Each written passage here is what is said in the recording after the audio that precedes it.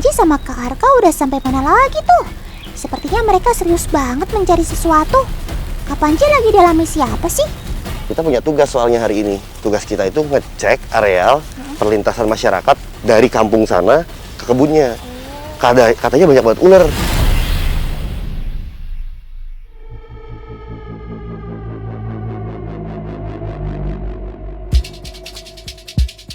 Wow, begitu rupanya. Iya sih, musim penghujan begini banyak ular jadi keluar dari sarang persembunyiannya, teman. Maklum saja, kalau liang persembunyiannya kerendam air, jadi pada ngungsi deh cari tempat baru. Apalagi habitat mereka yang semakin sempit dan bersinggungan dengan lahan yang dibuka manusia untuk bermukim. Makanya, pertemuan antara manusia dengan si kobra jadi tidak terelakkan deh. Ngomong-ngomong, kalian pasti kenal dong siapa Kak Panji ini? Yap, boleh dibilang kalau soal hewan reptil, ia adalah salah satu orang yang berpengalaman soal hewan-hewan melata. Arkau! Itu. Ini loh kau. Makanya ngeri tadi ya, jalan ke arah Arkau soalnya, sorry. Kamu nggak apa-apa kan?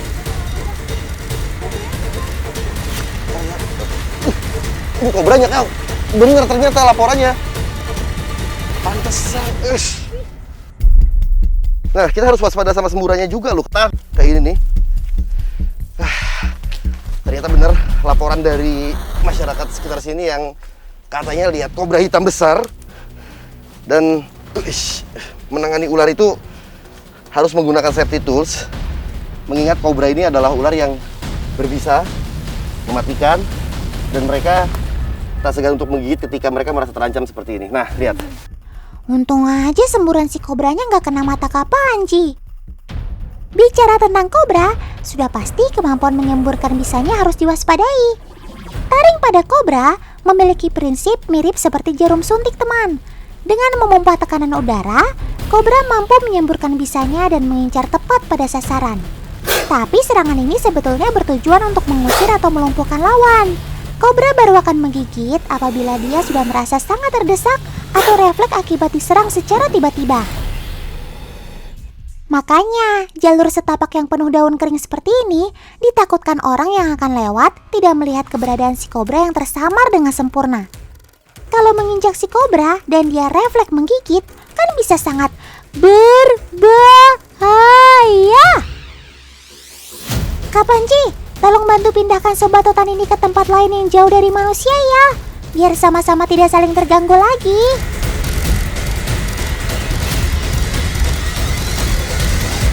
Nah, ini buat teman-teman di rumah ya yang lihat kegiatan aku sama Arkau hari ini. Kak Panji mohon ya buat teman-teman adik-adik yang memang awam dan belum paham tentang cara menangani ular yang baik dan benar seperti apa. Mengingat harus ada cara-caranya, apalagi kalian nggak pakai hook ya atau tools untuk menangkap ular. Jangan lakukan ini dimanapun. Mengingat dengan kita menangkap ular alam yang bersifat liar itu sudah membahayakan diri kalian sendiri. Jadi anggap semua ular bahaya dan jangan pernah berinteraksi apalagi memegang mereka. Kak Panji, kalau di alam liar seperti ini, predator alias musuh alaminya si kobra apa aja sih Kak? Jadi gini Tan, ular kobra kecil mereka itu dimangsa sama garangan, hewan kerabat musang. Nah, cuma garangan ini kan hidupnya di malam hari aktifnya.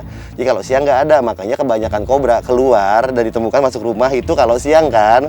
Itu untuk dia secara alami menghindari predator alaminya. Nah, kalau yang udah besar kayak gini, sama aja sih, si garangan juga berani. Cuma posisinya Tan, kalau yang udah gede kayak gini akan ngelawan dan garangan cenderung menghindari yang besar. Tapi ada top predator ular, yaitu king cobra. Dan selain king cobra, burung elang juga jadi ancaman mereka Tan di alam. Oh iya, Otan tahu Kak Panji. Otan jadi keinget sama si elang ular bido. Itu loh teman, elang yang kebal sama bisanya si kobra. Tuh lihat, si elang ular bido sedang menatap tajam calon buruannya sambil menunggu waktu yang tepat untuk menyerang. Dan langsung sekejap, ular kobranya takluk dalam cengkraman cakar kakinya yang kuat. Elang bido memiliki lapisan kulit kaki yang tahan dari gigitan berbisa si ular kobra teman. Nah, dalam rantai makanan, Keberadaan ular kobra sebagai mangsa untuk hewan-hewan seperti elang bido ini secara tidak langsung membantu keberlangsungan hidup burung pemangsa yang semakin langka dan dilindungi ini, teman.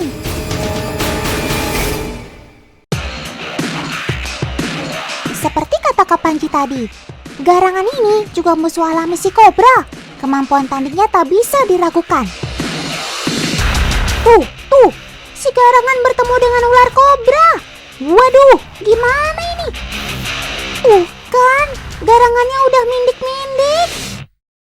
Garangan dan kobra kalau udah ketemu pasti bakalan seperti ini.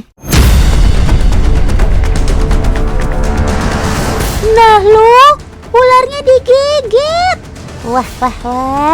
Coba kita lihat sekali lagi dalam gerakan lambat. Garang betul ya garangan ini. Reputasi kamu sebagai predator alias pemangsa ular memang gak ada lawan. Selain punya nyali yang tinggi, mamalia mungil ini juga dibekali kelincahan yang di atas rata-rata, teman. Si garangan selalu bisa mengelak dari serangan si kobra. Kermaks, keren maksimal memang si garangan ini.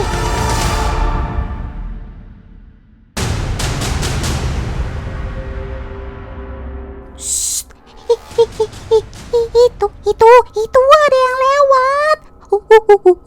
Ular king kobra. Ih, seram. Ini sih bukan ular kaleng-kaleng, alias bukan ular sembarangan. Aduh. Sejak kapan ada king kobra di situ? Pertemuan ini akhirnya terjadi juga. Otan ngumpet aja apa ya? Lihat tuh, si kobra mendadak diam saat king kobranya mendekat.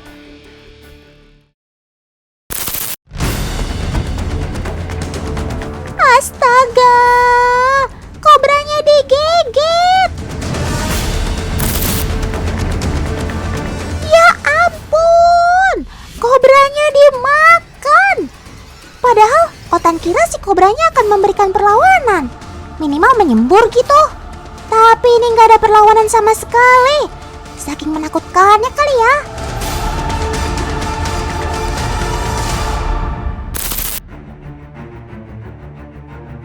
Mungkin itu pula sebabnya ular berbisa terpanjang di dunia ini dinamakan king cobra, meski genus dan familinya berbeda dengan si kobra. Soalnya ya itu tadi, dia suka memakan ular kobra seperti ini. Wah. Luar biasa. Seperti juga garangan sebelumnya, king cobra juga jadi musuh alami si kobra yang mematikan. Hati-hati ya. Dia ini spitting cobra soalnya. Jadi jenis kobra yang ada di Jawa atau di Indonesia khususnya, itu semuanya spitting kan. Nggak ada yang kayak yang di Burma atau yang di Thailand. Ya, monocled cobra itu kan dia tidak spitting, tidak menyembur, tapi gigit kayak king cobra. Nah, itulah yang bisa dibuat jadi perbeda antara si king cobra dengan cobra. Kalau king cobra ini ngigit, si cobra ini spitting atau menyemburkan bisanya. Seperti kata Kak Panji tadi, ada satu lagi kelebihan sobat Otan ini yang membuatnya masuk dalam daftar hewan melata yang paling membahayakan. Yap, semburannya. Saat merasa terancam, selain menggigit, ular kobra juga akan menyemburkan bisanya. Nah, ngomong-ngomong tentang semburannya, ternyata ia tidak sembarangan menyembur loh. Sekarang perhatikan yang satu ini ya.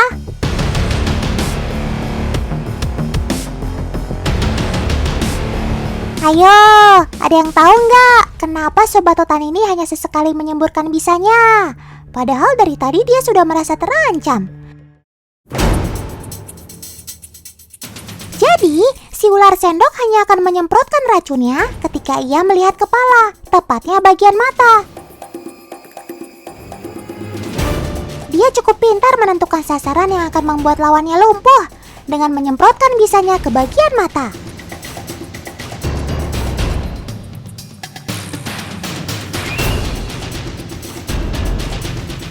Kandungan neurotoksin pada bisanya akan menyerang saraf dan dapat membuat mata lawannya mengalami kebutaan. Jadi, jangan sekali-sekali meremehkan sobat otan satu ini ya.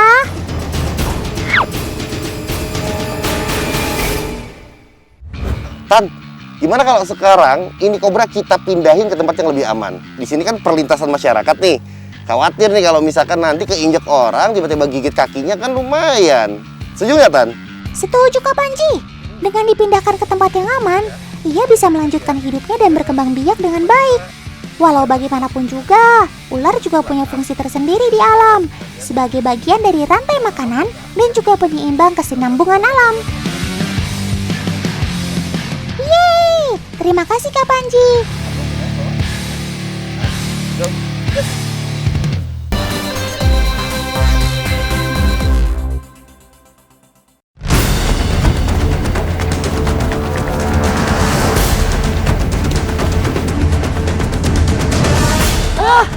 Dapat kau. Loh, Kak Panji, Aduh. kenapa biawaknya Ada biawak. dikejar-kejar terus ditangkap? Sobat otan ini jangan disakiti loh ya. Enggak dong, Tan. Ini tadi kita lagi herping. Kita lihat dia kayaknya kok dari jauh aneh bentuknya. Ternyata pas kita lihat deket, dia kejerat sama senar kayak gini nih, lihat tuh. Kasihan kan, Tan? Oh gitu. Ya ampun, kasihan. Ya udah, kamu jangan takut ya Sob. Tenang aja, Kak Panji lagi coba tolong kamu kok. Nih, Otan kasih tahu ya. Herping itu adalah kegiatan pencarian reptil dan amfibi di habitat aslinya. Bagi orang-orang yang mendalami dan belajar tentang reptil dan amfibi, kegiatan ini sangat mengasihkan.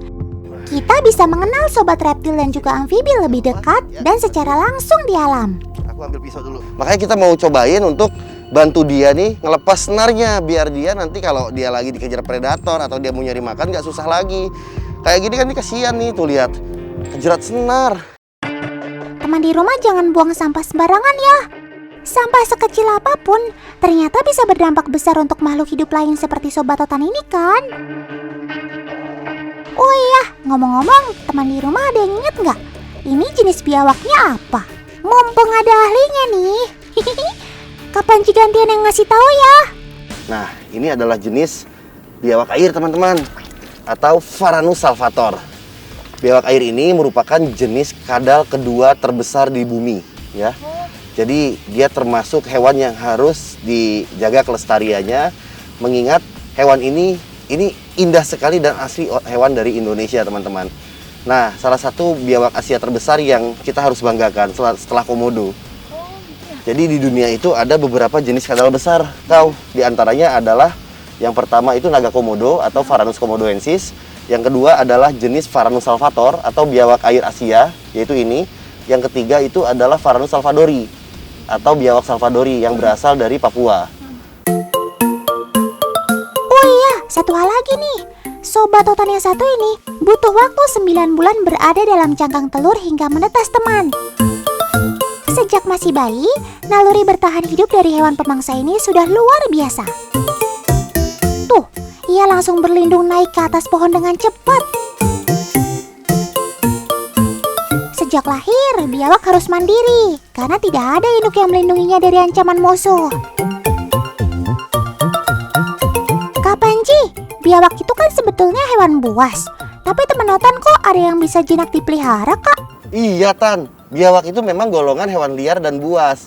Tapi kalau kita sudah membiasakan diri merawat mereka dari kecil, misalkan sebesar ini, dan itu sifatnya memang kita rawat dengan baik, dia bisa kok pasif dan juga menganggap kita itu kerabatnya atau temannya. Jadi biawak itu boleh dipelihara asalkan ada alasannya kenapa memelihara biawak. Biasanya kayak aku nih di rumah, aku dapatkan biawak peliharaanku bukan dari alam, Tan, melainkan biawak hasil penangkaran. Karena sekarang udah mulai banyak nih hobis-hobis reptil yang sadar lestari, mereka menangkarkan biawak untuk kebutuhan hobis. Jadi bukan juga dapat dari alam, Tan, bisa jadi dapat dari kandang yang memang indukannya dipinjam dari alam sebelumnya. Tuh teman di rumah, kalau mau adopsi dan merawat biawak, jangan sembarang menangkap dari alam ya. Bagaimanapun juga mereka tetap punya naluri liar. Kalau salah malah kita bisa terluka. By the way nih bebas weh, Otan jadi keinget sama si Leno kesayangannya paman polisi ini loh teman. Tuh lihat, ukuran Varanus Salvator ternyata nggak beda sama Komodo Dragon. Gede banget. Meskipun ukurannya begitu besar dan kuat, namun Leno sudah jinak banget ya sama si paman dan keluarganya. Kamu pasti sering dimanjain ya Leno. Tuh, buktinya sampai diajak berenang segala. Makanya teman di rumah, kalau punya sobat kesayangan, juga harus disayang dan dirawat baik-baik ya, biar jinak kayak si Leno. Yuk kita rilis aja yuk. Kita lepas lagi dan kita lepasin pohon. Ya, setuju Tan? Yuk.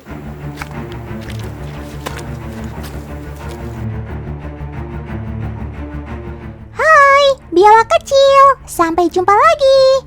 Aman selamat di alam sana ya. Jangan sampai terjerat tali lagi. Wih, langsung manjat aja.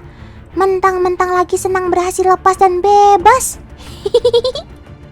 Ngomong-ngomong soal biawak memanjat, Otan jadi teringat sesuatu nih Kak Panji. Awas jatuh. Wow, biawaknya masih bisa pegangan teman. Masih selamat. Syukurlah.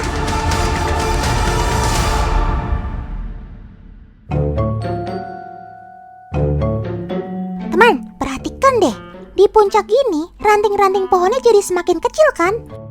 Nggak heran, reptil yang satu ini sewaktu-waktu bisa terpleset kayak tadi. Oh iya, hampir Otan lupa jelaskan. Sebagian biawak merupakan hewan arboreal, alias hidup di pohon. Walah, pantesan gesit banget. Ternyata.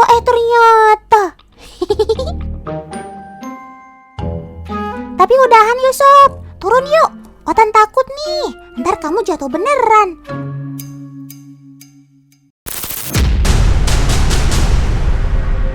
Tuh kan, apa Otan bilang? Astaga, gelantungan begitu. Ngeri banget. Aduh, gimana ini? Mari kita lihat sekali lagi teman. Ya ampun, nyaris banget. OMG.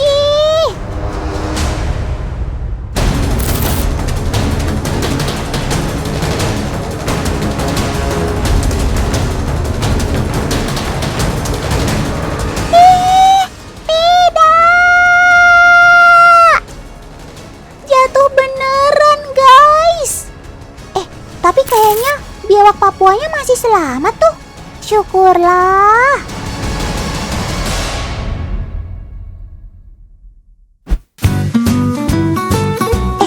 Otan jadi penasaran sama biawak-biawak kesayangannya Kak Panji. Kak Panji, Otan mau dong dikasih lihat biar kenal. Jangan. Ini Tan. Nah, ini temen aku si Joker, temen Otan juga. Nah, dia dari Filipina asalnya, Kang Otan. Jadi karakternya lebih pasif dan cenderung jinak karena Joker ini memang hewan peliharaan yang berasal dari kandang penangkaran. Jadi bukan berasal dari hutan. Dan dia juga bukan biawak air yang berasal dari Indonesia juga nih, Tan. Dia ini biawak air yang berasal dari Filipina. Ini kelaminnya jantan dan dia ini harusnya kalau misalkan musim kawin disatuin sama betina, dan kalau ada pejantan lain masuk, proteksi juga sama lingkungannya, akan berkelahi. Kelahinya lucu kau, kayak peluk-pelukan. Oh, mereka pelukan. Kalau pernah lihat biawak kayak berantem, tapi peluk-pelukan. Itu sebenarnya mereka mempertahankan wilayahnya.